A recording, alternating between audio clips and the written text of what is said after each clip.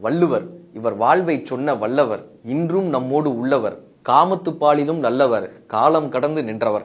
அகர முதல என்று ஆதியை தொழுதார், அன்புடைமை கூறி மனதுக்குள் நுழைந்தார், புது உடைமை இல்லா மனிதனை அறிந்தார், பொறையுடைமை கூறி அவன் அழுக்கை களைந்தார், கல்லாமை சொல்லி களவை இகழ்ந்தார், கொல்லாமை சொல்லி உயிர்களை புகழ்ந்தார், செங்கோன்மை சொல்லி அரசனை வியந்தார், அன்புடைமை கூறி அரசனிலும் உயர்ந்தார். அறத்துப்பால் பொருட்பால் இன்பத்துப்பால் இது தந்தை தமிழனுக்கு ஊட்டிய தாய்ப்பால்.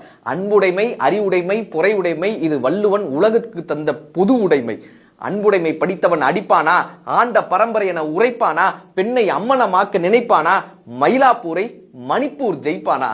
உங்கள் வீட்டில் திருக்குறள் இருக்கட்டும், அது இருந்த இடம் கூட மறக்கட்டும், உங்கள் குழந்தை ஒரு நாள் திறக்கட்டும், அவன் வாழ்க்கையில் புதிதாய் பிறக்கட்டும். வள்ளுவம் படித்த யாரும் பிறரிடம் குறைகளை சொல்வதில்லை, அதை குறைப்பது எப்படி என்று சொல்கிறார்கள். கரைகளை காட்டுவதில்லை, அதை எப்படி கரைப்பது என்று காட்டுகிறார்கள். வள்ளுவம் படித்தால் அறத்தை ஆயுதமாய் எடுப்பான், சினத்திலும் சிந்தித்தே நடப்பான், வாழ்க்கை துணைநலம் படிப்பான், பெண்ணை உயர்வென நினைப்பான், பணத்தின் பற்றை மறப்பான், பகிர்ந்து கொடுக்க நினைப்பான், சொல்வன்மை வந்து சிறப்பான், காதலியையும் குரல் சொல்லியே அழைப்பான், தன் சாதியை சொல்ல மறுப்பான், நீதியின் குரலாய் இருப்பான், தீண்டாமை என்பதை எதிர்ப்பான், மனிதனை மனிதனாய் மதிப்பான்.